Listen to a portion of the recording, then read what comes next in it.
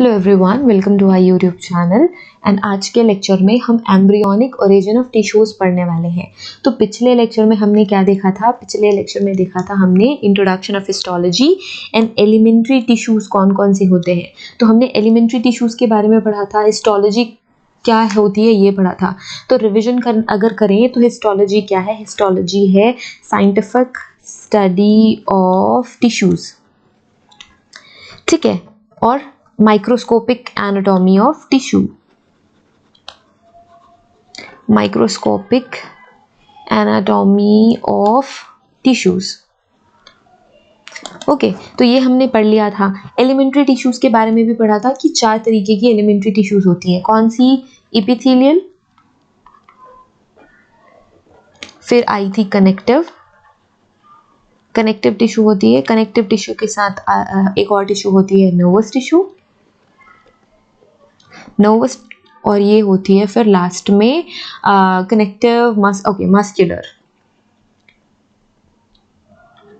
Muscular tissues. तो epithelial, connective, nervous और muscular, ये 4 तरीके की एलिमेंट्री टिश्यूज होती हैं, जिससे ही पूरा का पूरा ऑर्गन सिस्टम बनता है एंड पूरा कंप्लीट सिस्टम बनता है। तो हमने ये देखा था कि सेल होते हैं बेसिक स्ट्रक्चर, सेल से बनते हैं टिश्यू।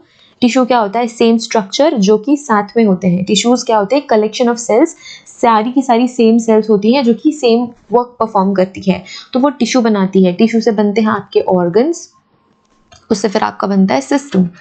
तो इस तरीके से कुछ बात होता है। तो आज हम देखने वाले हैं कि एम्ब्रियोनिक डेवलपमेंट कैसे होता है, एम्ब्रियो में कैसे ये टिश्यूज डेवलप होती हैं। सेल्स तो रहती हैं।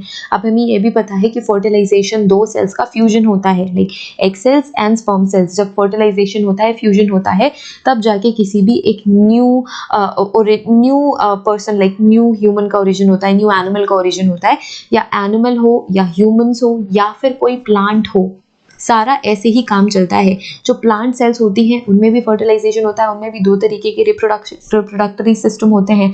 तो जो रिप्रोडक्टरी सिस्टम होता है वो सेल्स से ही, एक वो सेल का ही फ्यूजन होता है एंड देन फिर कोई भी न्यू चीज ओरिजिनेट होती है। तो हम देखेंगे कि एम्ब्रियोनिक ओरिजिन ह्यूमंस में कैसे होता है, एम्ब्रियोनिक ओरिजिन ऑफ टिश्यूज का एम्ब्रियोनिक ओरिजिन कैसे हो रहा है।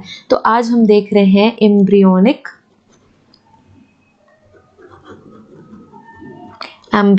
Origin of tissues. तो एम्ब्रियोनिक ओरिजिन कैसे होता है टिश्यू का ह्यूमंस में, वो हम देखने वाले हैं। तो हम स्टेप्स बाय स्टेप्स जाएंगे, लाइक ऐसे स्टेप वाइज पढ़ लेंगे जिससे कि इजी हो जाएगा। ओके, सो पहला स्टेप क्या रहता है?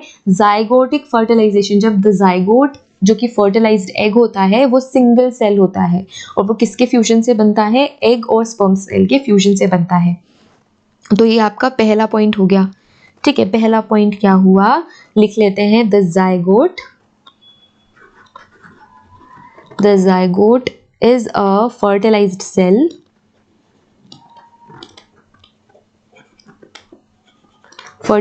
होती है, और किसके फ्यूजन से बनती है? ये सिंगल सेल्ड होती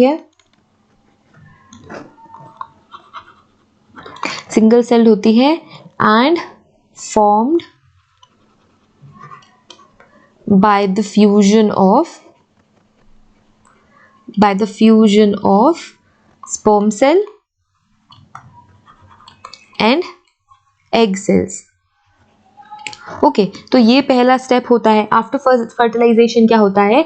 जो जाइगोट है it gives rise to many cell to form a embryo. ये सेकेंड स्टेप होता है। सेकेंड स्टेप क्या होता है? जो जाइगोट है फर्टिलाइजेशन के बाद, जाइगोट क्या करता है? After fertilization it gives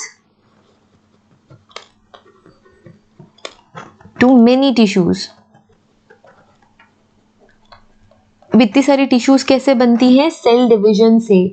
cell divide हो के टिश्यूज बनाती है, बहुत सारी सेल्स बनाती है, और सारी की सारी सेल्स टिश्यूज बनाती हैं। हम आगे आने वाले लेक्चर में सेल डिवीजन के बारे में भी डिटेल से पढ़ेंगे, ठीक है। तो जाइगोट बहुत सारी सेल बनाती है and it forms an embryo.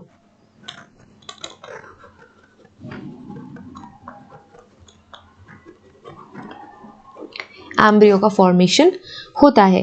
Next step में क्या होता है, जो फर्स्ट एम्ब्रियोनिक सेल होती है, the first embryonic cell generated, जो कि ये है आपका embryo, have the ability to differentiate into many type of और any type of cells in the body. तो ये जो फर्स्ट एम्ब्रियोनिक सेल्स होती है उस पर ये एबिलिटी होती है कि वो डिफरेंशिएट कर सके अलग अलग सेल्स में। तो हम क्या लिखेंगे, the first embryonic cell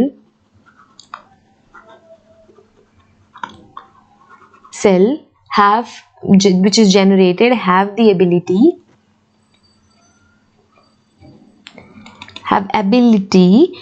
to differentiate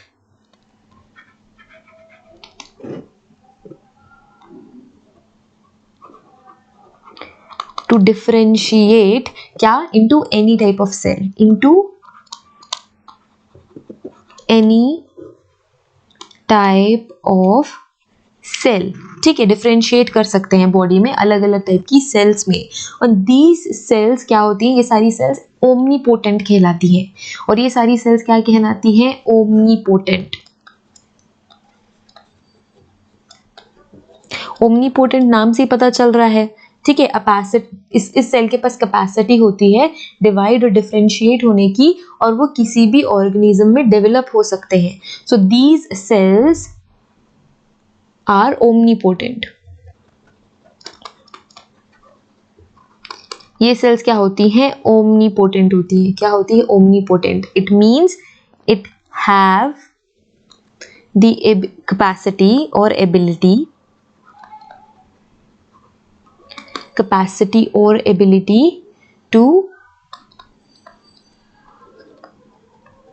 to divide, differentiate,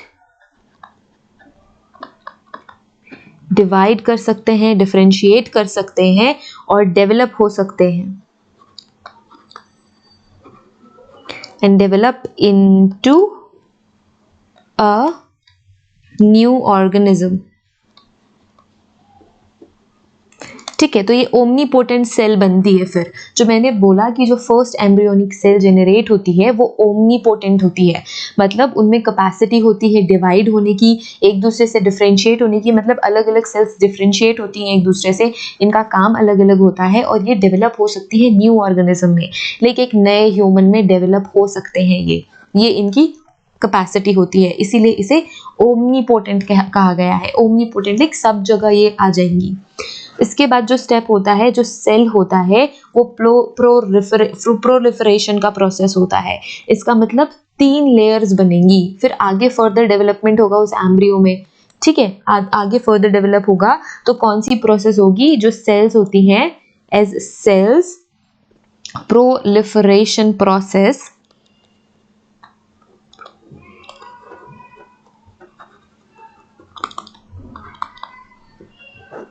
अब इस सेल की प्रोलिफरेशन प्रोसेस में क्या होती है, 3 मेजर लेयर्स बनती हैं, cell lines. 3 major cell lines बनती है और वही आगे जाके डिफरेंट लेयर्स बनाती हैं और टिश्यूज का फॉर्मेशन होता है। तब अभी तक तो क्या डेवलपमेंट ही हो रहा है, सेल्स ही डेवलप कर रही हैं। तो ये सेल डेवलप कर करके प्रोलिफरेट होके 3 मेजर लाइंस एस्टैब्लिश करेगी into the embryo. 3 major lines are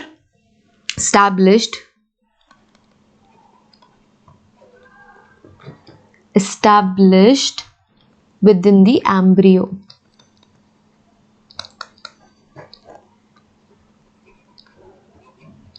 ठीक है, एम्ब्रियो में 3 लेयर्स बन गई। अब ये तीनों की तीनों लेयर्स एम्ब्रियोनिक सेल्स में जो बनी है वो अलग अलग जर्म लेयर का फॉर्मेशन करेगी।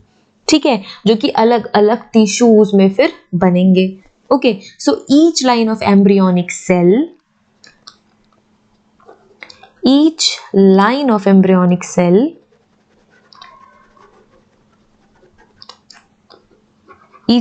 embryonic cell will form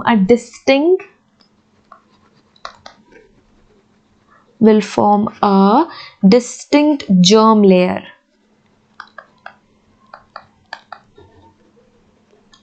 एक अलग से जर्म लेयर का फॉर्मेशन वो करते हैं, ठीक है, and form all the tissues and organs of the human body. और इन्हीं जर्म लेयर से, जर्म लेयर्स जहाँ पे जर्म सेल्स रहती हैं, कोई भी ऑर्गन, कुछ भी चीज़ आपकी ह्यूमन बॉडी में जो बन रही होती है वो इन्हीं तीनों जर्म लेयर से बनती है, क्योंकि ये ओमनीपोटेंट होती है, डिस्टिंग्विश कर सकते हैं, ये एक दूसरे में अलग अलग सेल्स में डिवाइड हो सकते हैं और डेवलप हो सकते हैं, ये वही जर्म लेयर्स हैं। तो 3 जर्म लेयर्स का फॉर्मेशन होगा और इन्हीं जर्म लेयर्स से सारे के सारे टिश्यूज और ऑर्गन्स बनेंगे, ठीक है। ये तीनों जर्म लेयर्स क्या करेंगी, these germ layer form all the tissues, these germ layers form all the tissues and organs। तो इन्हीं टिश्यूज से ऑर्गन्स बनेंगे, तो इन्हीं जर्म लेयर से बनेंगे। ह्यूमन बॉडी में सारे टिश्यूज और सारे ऑर्गन्स इन्हीं 3 जर्म लेयर से बनते हैं। अब ये जर्म लेयर्स कौन कौन से हैं जो कि हम ये बोल रहे हैं, जो जर्म लेयर है, इन्हीं लेयर से सारे टिश्यूज बनने हैं, सारे ऑर्गन्स बनने हैं, तो ये कौन कौन से होते हैं, ठीक है। तो सारे के सारे 3 जर्म लेयर्स होते हैं। फर्स्ट होता है एक्टोडर्म, मेसोडर्म और एंडोडर्म। तो जब भी आप किसी भी ऑर्गन का ओरिजिन पढ़ोगे ना, तो जब से आप एम्ब्रियोनिक डेवलपमेंट देखोगे तो इन्हीं तीनों जर्म लेयर से सारे ऑर्गन्स और सारे टिश्यूज बनते हैं। लाइक एक्टोडर्म से कुछ ओरिजिनेट होते हैं, कुछ मेसोडर्म से ओरिजिनेट होते हैं, कुछ एंडोडर्म से ओरिजिनेट होते हैं, ठीक है। तो ऐसे ही अलग अलग, लाइक आपका हार्ट भी किसी जर्म लेयर से बना है, आपका लंग्स, आपकी किडनी, स्टमक, पूरा का पूरा इंटरनल जो ऑर्गन सिस्टम है इन्हीं टिश्यूज से बनता है और टिश्यूज सेल से बनती है। तो जो 4 बेसिक सेल हमने पढ़ी थी, nervous, muscle, epithelial and connective tissues, ये सारी टिश्यूज ही आपका ऑर्गन्स का फॉर्मेशन करती है। तो ये जो जर्म लेयर बनी है ये कौन कौन सी है, पहली जर्म लेयर है आपका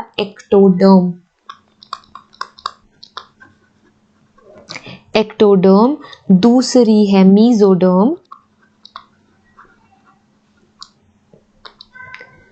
तीसरी है एंडोडर्म, ठीक है। अब ये नाम से ही समझ में आ रहा है एक्टो, मीजो और एंडो। तो जो एक्टो है वो आउटर होती है, आउटर वाली लेयर जो होती है, जो जर्म लेयर, आउटर साइड की जर्म लेयर, वो एक्टोडर्म होती है। जो मिडिल वाली होती है, जो मिडिल लेयर होती है वो होती है मेसोडर्म, एंड जो एंडोडर्म होती है वो होती है inner layer of your germ layers. जो 3 जर्म लेयर्स बनी है एम्ब्रियो में, यही 3 जर्म लेयर्स होती हैं। अब इन जर्म लेयर से कैसे, कौन कौन से टिश्यूज, कौन कौन से जर्म लेयर से बनती हैं, तो जो एपिथेलियल सेल होती है, एपिथेलियल सेल इन तीनों लेयर से बनती है। एपिथेलियल सेल्स इन तीनों लेयर से बनती है, लेकिन एक्टोडर्म से भी एपिथेलियल सेल्स बनेंगी, मेसोडर्म से भी एपिथेलियल सेल्स बनेंगी और एंडोडर्म से भी एपिथेलियल सेल्स बनेगी। एपिथेलियल टिश्यूज, सेल्स कह दिया मैंने। Epithelial tissues forms all these layers, like it forms from all these 3 layers, ठीक है। जो मेसोडर्म है, मेसोडर्म में आपका मस्कुलर टिश्यूज आएंगे,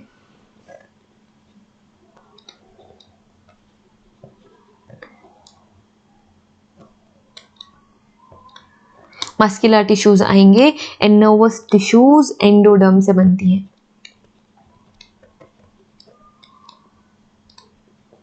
तो ये होता है फॉर्मेशन, लाइक ऐसा होता है। सो एक्टोडर्म, मेसोडर्म, एंडोडर्म, इन सारे ही जर्म लेयर से एपिथेलियल टिश्यू बनती है। सिर्फ मेसोडर्म है जिससे मस्कुलर टिश्यूज बनती हैं, जो एंडोडर्म है उससे नर्वस टिश्यूज बनती है। तो ये आपका फॉर्मेशन था, like muscular, nervous, connective tissue बच गई। जो कनेक्टिव टिश्यू है, कनेक्टिव टिश्यू मेसोडर्म से बनती है,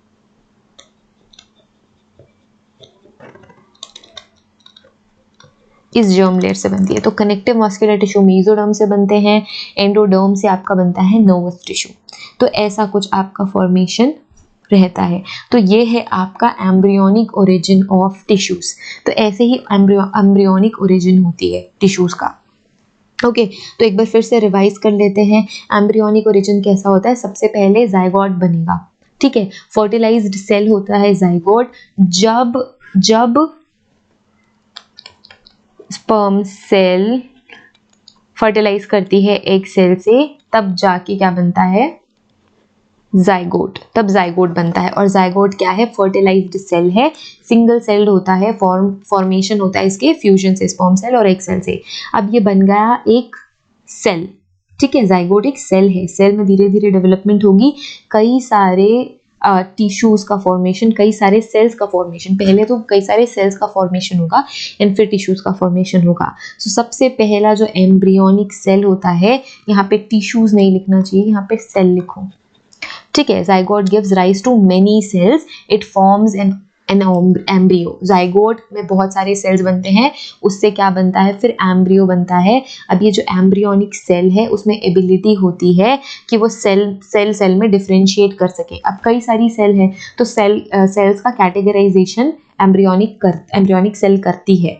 अब ये सेल होती है ओमनीपोटेंट, इसका मतलब ये डिवाइड हो सकती है, डिफरेंशिएट कर सकती है और डेवलप हो सकती है into a new organ. Okay, फिर सेल का प्रोसेस जैसे जैसे स्टार्ट होता है, इट मेक्स 3 सेल लाइंस। तो ये 3 सेल लाइंस कौन कौन सी बनती है, एक्टोडर्म, मेसोडर्म और एंडोडर्म।